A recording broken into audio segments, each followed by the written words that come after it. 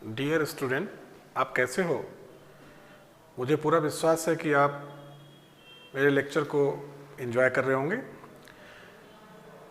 Fundamental organisation को मैंने discuss किया था और मैंने आपको बताया था कि इस ऑर्गेनाइजेशन में स्ट्रक्चरल संरचनात्मक के साथ साथ मानवीय पक्ष भी होता है, ह्यूमैनिटेरियन एस्पेक्ट भी होता है। आज संगठन के स्ट्रक्चरल पक्ष की हम लोग चर्चा करेंगे और जिसमें सबसे महत्वपूर्ण सिद्धांत है पदसोपान, जिसे इंग्लिश में हायरार्की बोला जाता है। किसी भी संगठन को चलाने के लिए पदसोपान का पाया जाना या पदसोपान का एग्जिस्टेंस बहुत ही आवश्यक है। फ्रेमिंग मैंने किया है, सिनेप्सिस वैसे ही है। अवधारणा, पदसोपान की अवधारणा, concept and need of hierarchy, basic character of hierarchical system, merits and demerits, a positive negative aspect of hierarchical system, remedies to make effective hierarchical system। Hindi medium, पदसोपान की अवधारणा एवं आवश्यकता, पदसोपान की आधारभूत विशेषताएं, पदसोपान का लाभ या सकारात्मक पहलू लोक प्रशासन या संगठन या लोक प्रशासन में जिस हायरार्किकल सिस्टम का हम यूज करेंगे उससे कुछ पॉजिटिव एस्पेक्ट लाभ भी होगा, कुछ नेगेटिव एस्पेक्ट भी होगा, दोष भी होगा, उसकी भी चर्चा हम लोग कर लेंगे। और पदसोपान को कैसे प्रभावशाली बनाया जाए, इसी कमियों को दूर, चूंकि यह एक ऐसा सिस्टम है जो ऑर्गेनाइजेशन संगठन को, कोई भी संगठन हो, government of India, district administration, health administration, कोई भी संगठन हो, उस संगठन को चलाने के लिए, प्रभावशाली तरीके से चलाने के लिए, स्मूथली रन कराने के लिए इसका पाया जाना जरूरी है। तो अगर कुछ कमियां हैं तो हम उन कमियों को दूर करें, बेहतर है ना।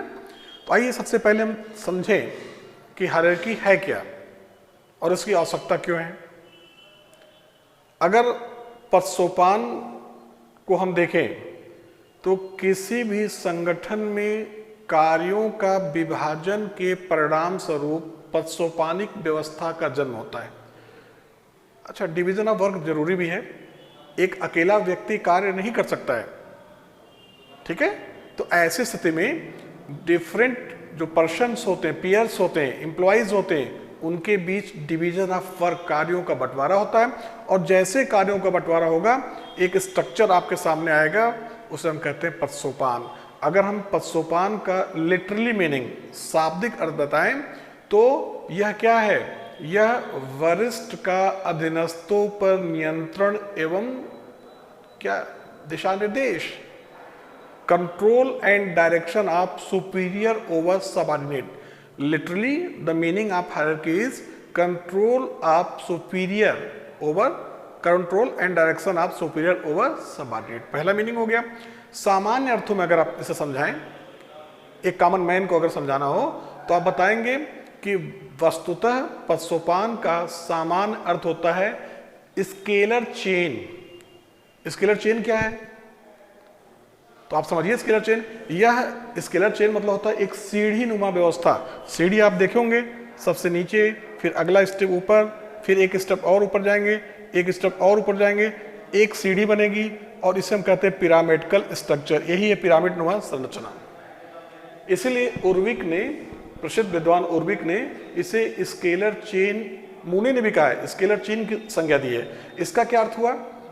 यह सीढ़ी नुमा जो व्यवस्था है, इसका सीधा सा अर्थ होता है कि पदसोपानिक व्यवस्था में विभिन्न कर्मचारियों के मध्य कर्तव्यों एवं उत्तरदायित्वों का निर्धारण क्या क्या किसके आधार पर किया जाता है?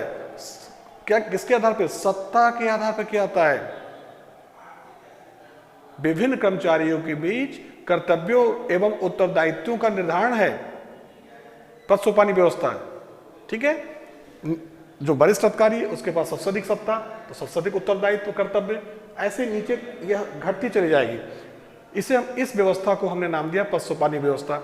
इसे और डिटेल समझें आप तो आप कह सकते हो कि संगठन में कार्य, आवश्यकता पे आ रहे हैं, संगठन में कार्य संचालन के लिए संगठन में विभिन्न कर्मचारियों के मध्य पदसोपानिक व्यवस्था के माध्यम से, सत्ता और उत्तरदायित्व के माध्यम से क्या किया जाता है? एक दूसरे के साथ संबंधों की स्थापना की जाती है और यही है हायरार्किकल चेन या सिस्टम।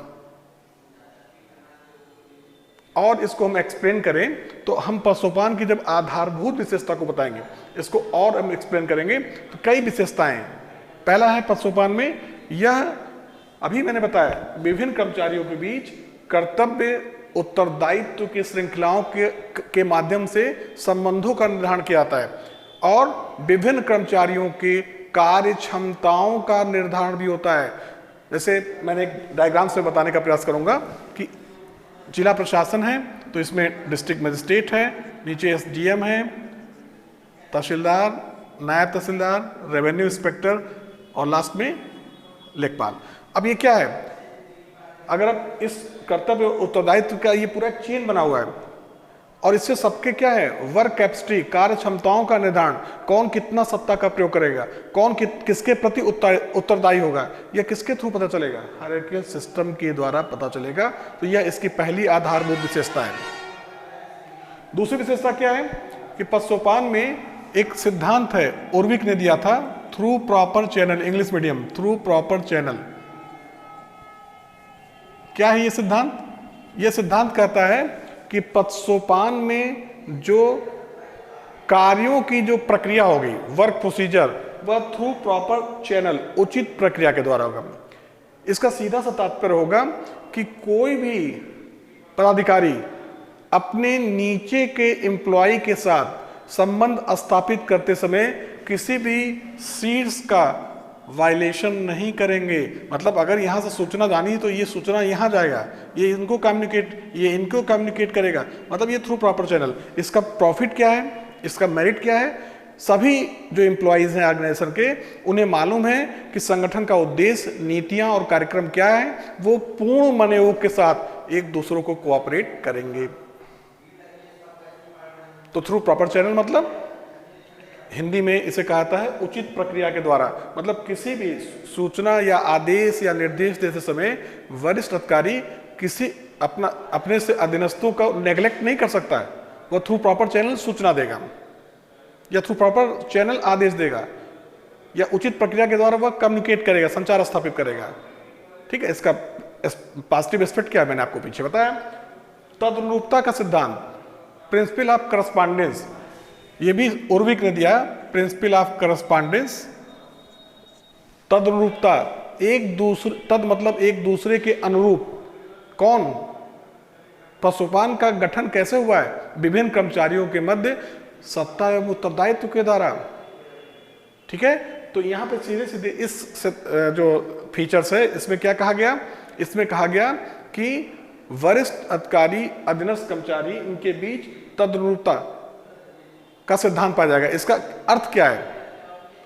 इसका अर्थ सिंपल सा है कि जिस अधिकारी को जितना अधिक सत्ता दिया जाए वह उतना अधिक उत्तरदायी हो। अथॉरिटी एंड रिस्पॉन्सिबिलिटीज को इक्वल एंड को टर्मिनस, मतलब जिस मात्रा में आप सत्ता सौंपे उसी के अनुरूप उत्तरदायी। अब आपने सत्ता दिया तो वही पदाधिकारी उत्तरदायी होगा। इससे क्या होगा? इससे उस पदाधिकारी के कर्तव्य, कार्य क्षमताओं का सही तरीके से निर्धारण होगा, वह अपने कार्यों के प्रति उत्तरदायी होगा, तभी वह सही तरीके से कार्य कर पाएगा। फाइनली यह एक पिरामिडल स्ट्रक्चर है, एक पिरामिड नुमा संरचना है। शीर्ष स्तर पर अधिकारियों की संख्या अधिक होगी, कम होगी, नीचे की तरफ आधार तल इसका चौड़ा होता है, निम्न स्तर पर कर्मचारियों की संख्या बढ़ती जाती है। जैसे पुलिस प्रशासन में डीजीपी 1 होगा, लेकिन कांस्टेबल नंबर ऑफ लैक्स, आधार तल चौड़ा होता है, इसे हम कहते हैं पिरामिडल स्ट्रक्चर। तो आपको मैंने बताने का प्रयास किया कि concept, need and basic feature. मेरे ख्याल से अब एक पिक्चर क्लियर हो गया होगा, क्योंकि जब आप संगठन में जाएंगे तो आपका सबसे पहला, किसी भी संगठन में सबसे पहले जो सामना होगा यही स्ट्रक्चरल जो संरचनात्मक जो पक्ष है वह है पदसोपान। प्रश्न ये उठता है कि संगठन के कार्यों का संचालन पदसोपानिक व्यवस्था के द्वारा क्यों किया जाएगा? स्वाभाविक है कि पदसोपान के कुछ अपने मेरिट्स होंगे, गुण होंगे, और आपको मैं बताऊं बहुत इजी, जो पीछे मैंने सारे टॉपिक्स गिनाए थे वही गुण है, सब एक दूसरे से कोरिलेटेड हैं। आइए देखते हैं पदसोपान का पहला गुण या सकारात्मक पहलू क्या है। अभी मैंने बताया कि पद सोपानिक व्यवस्था है। इस डायग्राम से मैं क्लियर कर दूं, अगर हायरार्किकल सिस्टम है, यहां पे देखिए,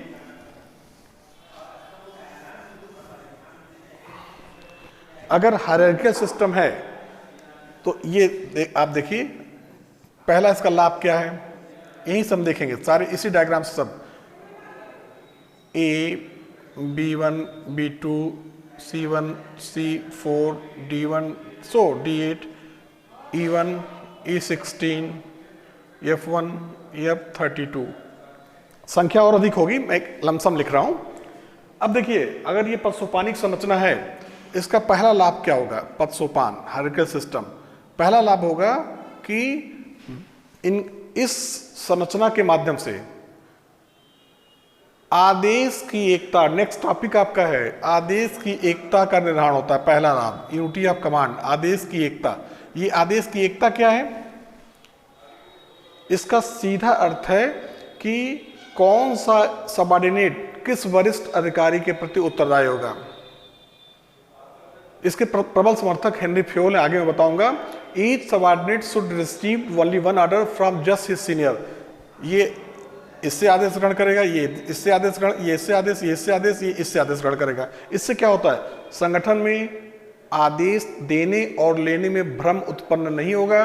प्रत्येक को मालूम है वह किसके प्रति उत्तरदायी है, किसके प्रति, और उसे किसके आदेश का पालन करना है। इससे संगठन में अनुशासन होता है। संगठन क्या करता है, अपने लक्ष्यों की प्राप्ति इसी वे में करेगा। पहला लाभ, पदसोपान होगा तभी तो आदेश की एकता क्लियर हो पाएगी। दूसरा लाभ, यह पदसोपानिक व्यवस्था जो है, यह सत्ता के हस्तांतरण, सत्ता के प्रत्यायोजन, पढ़ाएंगे आपको टॉपिक, का भी एक माध्यम है। डेलीगेशन ऑफ अथॉरिटी, मतलब ये वरिष्ठ अधिकारी है, ये अपने जस्ट अधीनस्थ को सत्ता सौंपेगा, ये इसे सत्ता सौंपेगा, ये इसे, इससे क्या होगा, इससे सभी इंप्लॉइज वर्कलोड, कार्य बोझ कम होगा। ये भी एक लाभ है। सत्ता के प्रत्यायोजन के माध्यम से वरिष्ठ अधिकारी अधीनस्थों को कार्य सौंपता है और वो उससे कार्यों का निरीक्षण करता है, तो संगठन के जो लक्ष्य है, उद्देश्य, उसकी प्राप्ति होगी। वरिष्ठ अधिकारी का वर्कलोड कम हो जाएगा। जिला मजिस्ट्रेट अकेले काम नहीं करता है, वह विभिन्न पदाधिकारियों को अपनी सत्ता क्या करता है, डेलीगेट करता है। किसके थ्रू, हायरार्किकल सिस्टम के थ्रू ही करेगा। तीसरा, पदसोपान एक संचार का उचित माध्यम है। संचार मतलब होता है, नैरो व्यू में मैं बताता हूं, संकुचित परिभाषा क्या होता है, ये सूचनाओं का आदान प्रदान, ट्रांसमिशन ऑफ इंफॉर्मेशन, लेकिन यह बहुत संकुचित परिभाषा हो गई। व्यापक रूप में हम डिफाइन करते हैं कि यह अंडरस्टैंडिंग टू ईच अदर, एक दूसरे को समझना है। मतलब जो सूचना है, उस सूचना का मूल भाव क्या है, शासन की नीतियां, उद्देश्य क्या है, उसे वरिष्ठ से लेकर अधीनस्थ को क्या करना है, संप्रेषित करना है। तभी जाकर संगठन के लक्ष्य की प्राप्ति होगी। और यह भी किसके थ्रू होगा, हायरार्किकल सिस्टम के थ्रू होगा। ये इसको कम्युनिकेट करेगा, ये इसको कम्युनिकेट करेगा। नेक्स्ट नंबर, इसका मेरिट्स क्या है, ये आपस में chain of command, chain of command, ये आदेश की श्रृंखला के द्वारा जुड़े होते हैं। और जब चेन ऑफ कमांड से जुड़े होंगे तो ये इंटीग्रेटेड हो जाते हैं, एकीकृत हो जाते हैं। मतलब ये जंजीर, चेन के समान। देखिए, ये यहाँ है, यहाँ है, ये आपस में इंटीग्रेटेड हैं, एक दूसरे के साथ जुड़े हुए हैं। और ये इसको आदेश देगा, ये इसको आदेश देगा। इससे क्या फायदा है, मेरिट क्या है, लाभ क्या है? इसका लाभ है कि जो सोर्स है, जो वरिष्ठ अधिकारी है, उसे मालूम है कि उसे संगठन को किस प्रकार अनुशासित तरीके से रखना है। और संगठन जब अनुशासित होगा तो अपने लक्ष्य की प्राप्ति करेगा। नेक्स्ट इसका मेरिट्स है, यह नेतृत्व का भी निर्धारण करता है। लीडरशिप, नेतृत्व का निर्धारण करता है। लीडरशिप का निर्धारण, हु इज लीडर, प्रत्येक इंप्लॉयज को मालूम है। एक और सिद्धांत है, यूनिटी ऑफ डायरेक्शन, जो आपातकाल में यूज किया जाता है, इमरजेंसी में। इसमें क्या होता है, one plan, one boss for each activity of an organisation. संगठन के प्रत्येक गतिविधि के लिए एक बॉस और एक योजना। ये क्या है, लीडरशिप। अगर इमरजेंसी होगा तो सारे इंप्लॉय किससे आदेश ग्रहण करेंगे, यही नेता है, लीडर यही है, एडमिनिस्ट्रेटिव लीडर। तो नेतृत्व का निर्धारण करता है। ये भी इसका एक क्या हो गया, प्लस पॉइंट। इसके अलावा अगर सत्ता यहाँ है तो संगठन क्या हो जाएगा, सेंट्रलाइज। सत्ता यहाँ है तो संगठन क्या हो जाएगा, मतलब यह पदसोपान में के द्वारा सत्ता के माध्यम से सेंट्रलाइजेशन और डिसेंट्रलाइजेशन की स्थिति का भी पता चलता है। तो ये ढेर सारे लाभ हैं, इसीलिए पदसोपान रूपी जो संरचना है उसका प्रयोग संगठन को प्रॉपरली तरीके से संचालित करने के लिए किया जाता है। तो भाई जब इतना लाभ है तो बड़ी इसकी आलोचना भी की जाती है। यूपीएससी में पूछा गया क्वेश्चन 2002 में, पदसोपान एक महिमा मंडित तकनीकी है। Hierarchy system is a splendour technique. बताएंगे, अभी 2 मिनट लगेगा लास्ट में। उर्विक ने क्या कहा वो भी आप चर्चा करेंगे कि क्या कहा उर्विक का स्टेटमेंट कि संगठन में पदसोपानिक व्यवस्था का प्रयोग करना उसी प्रकार है जैसे घर के नाली में ड्रेनेज सिस्टम में समय व्यतीत करना। तो कुछ दोष है, इतनी आलोचना हो रही है, कुछ कमियां हैं। आइए देखते हैं इसके नकारात्मक पहलू या दोष क्या है। सबसे पहला दोष होता है कि पदसोपानिक व्यवस्था यह औपचारिक है, फॉर्मल थ्योरी। जितने क्लासिकल थिंकर्स हैं, शास्त्रीय विचारक, फ्योल, कुलिक, टेलर, सबने संगठन में इस स्ट्रक्चरल संरचनात्मक पक्ष पे बहुत ज़्यादा फोकस किया। क्यों? क्योंकि उनका मानना था कि जब मानव संगठन में कार्य करेगा तो वह सांगठनिक हितों की बात करेगा, औपचारिकता पर आधारित होगा। और जब संगठन में अत्यधिक औपचारिकता पर बल दिया जाता है तो संगठन के मानवीय पक्ष को क्या कर दिया जाता है, ह्यूमन एस्पेक्ट को नेग्लेक्ट कर दिया जाता है। ये अच्छी बात भी नहीं है। तो पहला दोष होता है कि संगठन में या पदसोपानिक व्यवस्था औपचारिकता पर आधारित होती है, जो मानवीय पहलू को क्या कर देता है, नेग्लेक्ट कर देता है। दूसरा दोष है थ्रू प्रॉपर चैनल। उचित प्रक्रिया के द्वारा कार्य आप कर रहे हैं, इससे क्या होता है, सूचना यहां से यहां, यहां से यहां, delay in disposal of work, कार्यों के निष्पादन में देरी होती है। रिजल्ट क्या होगा, एक बहुत ही पॉपुलर शब्द है जिसे आप लोग सुनते हैं, रेड टेपिज्म, लाल फीता शाही। और ये अपने साथ, ये अकेले नहीं रहते हैं, अपने साथ एक ट्विंस को लेकर चलते हैं। रेड टेपिज्म के 2 ट्विंस हैं, कौन कौन है? पहला है भ्रष्टाचार, करप्शन, और दूसरा है भाई भतीजा, निपोटिज्म, भाई भतीजावाद। तो आप इसका दोष क्या होगा कि अत्यधिक पदसोपानिक संरचना का प्रयोग करने से, चूंकि इसका बेसिक फीचर या सिद्धांत क्या है, उचित प्रक्रिया के द्वारा कार्य किया जाए। उचित प्रक्रिया मतलब सूचना या आदेश देते समय किसी भी हेड्स को, शीर्ष को नेग्लेक्ट नहीं करना है, कार्यों के निष्पादन में देरी होगी। फिर क्या उत्पन्न होगा, लाल फीताशाही। लाल फीताशाही एक्चुअली में ये जो वर्ड्स आया 1921 में पहली बार ब्रिटिश भारतीय प्रशासन में फाइलों को जब फाइलिंग सिस्टम लागू किया गया तो फाइलों के ऊपर लाल फीता बांधा गया, तो वहीं से लाल फीताशाही शब्द आ गया। और ये निगेटिव कैनोनेशन, इसका नकारात्मक अर्थ है। हालांकि अब तो सरकारी कार्यालय में काला नीला फाइलों पे बांधे जाते हैं, लेकिन अभी भी वह बेसिक वर्ड्स लाल फीताशाही है, रेड टेपिज्म, ठीक है। और इसके दोस्त क्या है, फाइल, आप नहीं जाते हैं, आप किसी कार्यालय में पूछते हैं कि फाइल मेरी कहाँ है, हाँ, तो कहता फाइल, आपकी फाइल कहीं है ही नहीं, अभी तो फाइल सचिवालय से चली है, जबकि फाइल वहीं पड़ी हुई है। फिर आप उसका चेहरा देखते हैं, वो आपको देखता है, फिर आप अचानक जेब में हाथ डालते हैं, कुछ चीजें निकालते हैं, उसके टेबल पर रखते हैं, अचानक फाइल उत्पन्न। अब मैं नाम नहीं लूंगा, आप समझ रहे हैं। या फिर वो आपका परिचित हो, रिश्तेदार हो, फाइल उत्पन्न, आपको कुछ कहने की जरूरत ही नहीं है। तो ये रेड टेपिज्म के 2 ड्रॉबैक्स हैं, करप्शन एंड नेपोटिज्म। और क्या दोष है पदसोपान का? पदसोपान का आप देख सकते हैं कि पदसोपानिक व्यवस्था में एक तो मैंने आपको बताया था अत्यधिक कठोरता के साथ कार्य करना, दूसरा बताया आपको थ्रू प्रॉपर चैनल के दोष, तीसरा दोष है पदसोपान में अभी आपने बताया सुपीरियर और सबऑर्डिनेट का रिलेशन, याद करिए मैनेजरियल अप्रोच, मैंने वहाँ पे बताया था जब वरिष्ठ और अधीनस्थ का संबंध होगा, वरिष्ठ को अधिक वेतन अधिक सम्मान, अधीनस्थों को कम वेतन कम सम्मान, बट नेचुरल है। इससे क्या होता है, अधीनस्थों में निम्न मनोबल का विकास, फ्रस्ट्रेशन, अवसाद, ये भी इसका दोष है। अरे भाई अधीनस्थ भी योग्य होते हैं। तमाम स्टूडेंट मेरे हैं जो कहते हैं सर मेरा बॉस है, भले ही वो प्रॉपर आईएएस है या जो भी आईपीएस, लेकिन मैं देखता हूँ मेरा निर्णय उनसे अच्छा था, लेकिन मैं सिर्फ यस सर कह सकता हूँ और कुछ नहीं कह सकता हूँ। इट मीन्स वरिष्ठ, और चूंकि हमारा जो हायरार्किकल सिस्टम है वो सुपीरियर और सबऑर्डिनेट के रिलेशन सत्ता और उत्तरदायित्व के आधार पर, तो यह अधीनस्थों में निम्न मनोबल और अवसाद का विकास करता, जो संगठन के कार्य संचालन में बाधक है। तो ये आपको मैंने बता दिया पदसोपान के मेरिट्स क्या हैं, डिमेरिट्स क्या हैं।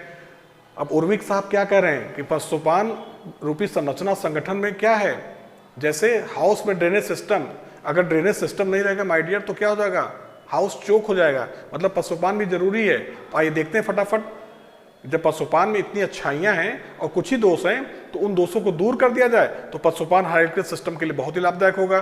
तो एक दो मैं आपको बताने जा रहा हूं कैसे पदसोपान के दोषों को दूर किया जाए।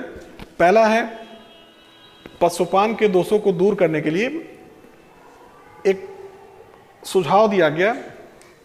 लोक प्रशासन के प्रसिद्ध विद्वान हेनरी फ्योल ने कहा कि पदसोपानिक व्यवस्था के दोषों को दूर करने के लिए उन्होंने सुझाव दिया गैंग प्लैंक। ये एक फ्रेंच वर्ड है, गैंग प्लैंक, जिसका अर्थ होता है इंग्लिश में level jumping. Level jumping Hindi में से हम कहते हैं शीर्ष स्तर पर छलांग लगाना। बहुत अच्छा दिया, शीर्ष स्तर पर फ्योल ने बताया छलांग लगाना, छलांग। इसका क्या मतलब हुआ, गैंग प्लैंक ये फ्रेंच वर्ड है। इंग्लिश में क्या कहा गया, लेवल जंपिंग, ये इंग्लिश वर्ड है। हिंदी में इसे कहा गया शीर्ष स्तर पर छलांग लगाना। गैंग प्लैंक एक प्रकार से कम्युनिकेशन का सिस्टम है। अभी आपने देखा, आपने कहा कि थ्रू प्रॉपर चैनल सूचनाएं आएंगी, मतलब ए, B1, B2, C1, C2, D1, D2, E1, E2 and finally F1, F2। अब अगर हम पदसोपान के ट्रेडिशनल रूल का, नियम का पालन करें, तो अगर F2 को F1 से कम्युनिकेट करना, सूचना देना है, तो कैसे जाएगा, F2 E2, E2 D2, C2 B2, A, B1 C1, D1 E1। तब तक अपराधी अपराध करके कहाँ चला गया, काठमांडू या अरब, सऊदी अरब, UAE, अपराधियों की शरणस्थली। तो ऐसी स्थिति में या कोई भी बहुत इंपॉर्टेंट निर्णय लेना है, तो आप ऐसे निर्णय लेंगे तो टाइम टेकिंग है ना, अभी मैंने यहां बताया। तो क्या कहते हैं हेनरी फ्योल, क्या कहते हैं हेनरी फ्योल ने गैंग प्लैंक सिद्धांत में बताया कि वस्तुतः यह संचार की व्यवस्था, समान स्तर पर संचार, कम्युनिकेशन एट इक्वल लेवल, मतलब F2 डायरेक्ट F1 से संपर्क स्थापित कर सकता है, कम्युनिकेट कर सकता है F2 अगर दोनों के जस्ट सीनियर, मतलब E1 और E2, E1 और E2, ये F2 E2 से बताएगा और F1 E1 से बताएगा कि हमें क्या कम्युनिकेट करना है। अगर दोनों की आपस में सहमति है तो बट नेचुरल है, डायरेक्ट F2 और F1 आपस में कम्युनिकेट करेंगे, इतना समय आपका बचेगा। लेकिन फ्योल कहते हैं ये ऐसी व्यवस्था पदसोपान का कभी कभी करना चाहिए, नहीं तो पदसोपान की मूल भावना, इमरजेंसी में, नहीं तो पदसोपान की मूल भावना नष्ट हो जाएगी। ये तो सामान्य प्रशासन हो गया, ये जनरल एडमिनिस्ट्रेशन में, सिविल सेवा में कुछ ऐसे ऑर्गेनाइजेशन हैं, सामान्य प्रशासन जनरल एडमिनिस्ट्रेशन की बात हुई, कुछ ऐसे ऑर्गेनाइजेशन हैं जो तकनीकी या वैज्ञानिक संगठन है, तो वहां पे तो पदसोपान की कल्पना आप कर ही नहीं सकते। वहां पे पदसोपान नहीं है जनरल एडमिनिस्ट्रेशन वाला, वहां पे क्या है, एक संरचना है, इस संरचना को मैट्रिक्स ऑर्गेनाइजेशन, मैट्रिक्स ऑर्गेनाइजेशन नाम दिया। क्रिस एग्रेरिश, आपको मैं पढ़ाऊंगा, बहुत ही मजेदार थिंकर हैं एग्रेरिश। क्रिस एग्रेरिश ने एक और सुझाव दिया कि जटिल वैज्ञानिक संगठनों में बॉस और सबऑर्डिनेट का रिलेशन नहीं चलता है। अबुल कलाम की रचना आप पढ़ते होंगे, द विंग्स ऑफ फायर, अग्नि की उड़ान। उन्होंने कहा था कि मिसाइल मैन के रूप में जब वो काम कर रहे थे किसी प्रोजेक्ट पे, तो उन्होंने कहा कि हमारे बीच में कोई बॉस और सबऑर्डिनेट नहीं था, एक कोऑर्डिनेटर थे, हम आपस में कुलीग थे, सहयोगी। अगर कोई भी समस्या आती थी तो हम ये सपोज करिए ए है, B, B1, B2, C1, C4, D1, D16। मान लीजिए अगर D4 को कोई समस्या आ रही है तो सीधे कहाँ कम्युनिकेट कर सकता है? ए से कर सकता है। मान लीजिए कोई समस्या D15 को आ रहा है B1 से संबंधित, वो B1 से बात करेगा। मतलब इस प्रकार की व्यवस्था में मैट्रिक्स ऑर्गेनाइजेशन में कोई बॉस और कोई सबऑर्डिनेट नहीं है, आपस में एक दूसरे के साथ सहयोगी हैं और मिलजुल कर कार्य करेंगे तो जो भी जटिलताएं होंगी प्रशासन की दूर हो जाएंगी। ये सुझाव आपके दिए गए। इसके अलावा कुछ सुझाव आप भी दे सकते हैं। क्या कर सकते हैं कि पदसोपानिक व्यवस्था के अंतर्गत जहां पर भाई, चूंकि भारतीय प्रशासन में जर्नलिस्ट का डोमिनेंसी है और नीतियां आजकल आप देखिए उदारीकरण है, सूचना तकनीकी का युग है, IT का प्रयोग हो रहा है, बजट में आर्थिक जो विशेषज्ञ होंगे उनकी जरूरत पड़ेगी। तो पहला सुझाव दीजिएगा कि पदसोपानिक व्यवस्था में जहां पे आवश्यकता हो वहां पे विशेषज्ञों से भी सलाह लिया जाए, सिर्फ IAS या सामान्य के डोमिनेटिंग ना हो। दूसरा जो समस्या है, अभी आपने बताया कि यह औपचारिकता पर आधारित है, बहुत जटिल संरचना है, तो आप बताइएगा कि कर्मचारियों के बीच अंतर्वैयक्तिक संबंधों का विकास किया जाए, एक दूसरे को समझें कर्मचारी, और इसके लिए संवेदनशील प्रशिक्षण मैं आपको पढ़ाऊंगा कि ट्रेनिंग, संवेदनशील ट्रेनिंग बहुत जरूरी है। तीसरा एक सिद्धांत है, मैं आपको जब कार्यों प्रशासन पढ़ाऊंगा, लॉरेंस सिद्धांत पूछा गया UPSC में, पीटर लॉरेंस। पदसोपानिक व्यवस्था में पदोन्नति में अक्षमताओं का विस्तार होता है, इनकैपेसिटी। तो आप बताएंगे कि कर्मचारियों की पदसोपानिक व्यवस्था में योग्य कर्मचारी की पदोन्नति हो, और उसके लिए कर्मचारियों के कार्यों का मूल्यांकन, एक टॉपिक आपका वर्क परफॉर्मेंस अप्राइशल, कार्य निष्पादन मूल्यांकन वैज्ञानिक तरीके से हो, जैसे हमारे आजकल भारत में प्रधानमंत्री जी द्वारा लागू किया गया सिस्टम। क्या है बताएंगे उसको टॉपिक में, पर्सनल एडमिनिस्ट्रेशन में। तो जब हम ये सारे सुझाव यूज करेंगे, आपको गैंगप्लैंग, मैट्रिक्स ऑर्गेनाइजेशन, ये मैट्रिक्स ऑर्गेनाइजेशन है, मैट्रिक्स ऑर्गेनाइजेशन संगठन, जहां आवश्यकता होगी वहां हम सामान्य प्रशासन में गैंगप्लैंग यूज कर लेंगे, जो तकनीकी संगठन उसमें हम मैट्रिक्स ऑर्गेनाइजेशन यूज करेंगे, और अन्य सुझाव जो मैंने आपको बताया उसको आप यूज करिए, निश्चित ही आपको बड़े अच्छे मार्क्स मिलेंगे। तो आज इस लेक्चर के माध्यम से मैंने आपको बताने का प्रयास किया। इसमें 2 क्वेश्चन है, एक 2 मिनट में फ्रेमिंग करा देता हूँ। UPSC का क्वेश्चन, पदसोपान एक महिमा मंडित तकनीकी है। आपको महिमा मंडन मतलब बढ़ा चढ़, स्प्लेंडर टेक्निक मतलब बढ़ा चढ़ाकर, मतलब आपने जो लाभ बताया, कह रहे नहीं साहब लाभ के साथ साथ क्या है, दोष भी है, लेकिन तकनीकी है ये, मतलब संगठन के कार्य क्षमताओं का यह क्या करेगा, विस्तार करेगा। तो हम बताएंगे पदसोपान क्या है, महिमा मंडन क्यों किया जाता है, इसके लाभ को बताएंगे कि ये लाभ, लेकिन महिमा मंडित तकनीक इसलिए कि इसमें दोष हैं, दोषों कैसे दूर करें, आपको 200 वर्ड्स में लिखना है। तो ऐसे सारे क्वेश्चन की फ्रेमिंग होगी, थोड़े टॉपिक्स को हम कवर कर लें, उसके बाद हम कराएंगे। दूसरा क्वेश्चन इसमें UPSC में है कि पदसोपानिक संगठन में कर्मचारियों की पदोन्नति अक्षमता के आधार पर होता है। अभी मैंने बताया लॉरेंस पीटर या पीटर लॉरेंस का सिद्धांत बोलते हैं इसे। इसकी चर्चा डिटेल हम करेंगे जब आपको हम प्रमोशन पढ़ाएंगे कार्मिक प्रशासन में, वहां बताएंगे। बाकी PCS UP बिहार में तो सीधे पूछता पदसोपान के अर्थ, लाभ, दोष, पदसोपान और आदेश की एकता की तुलना। तो नेक्स्ट जब लेक्चर में दूंगा तो पदसोपान और आदेश या नेक्स्ट आदेश की एकता होगा, पढ़ाने के बाद दोनों की तुलना भी कर दी जाएगी। तो मेरे विचार से आप लोगों ने एंजॉय किया होगा इस लेक्चर को। फिर मिलते हैं नेक्स्ट लेक्चर में। पूरा सिलेबस कंप्लीट होगा, अभी सेकंड पेपर भी होगा, इसमें संविधान का भी शुरू होगा। थोड़ा मैं समय ले रहा हूं, लेकिन जो चीजें मिलेंगी आपको अपनी तरफ से मैं प्रयास कर रहा हूं कि UPSC और PSC के लिए बेहतर मिले। मिलते हैं एक छोटे से ब्रेक के बाद। Thank you so much.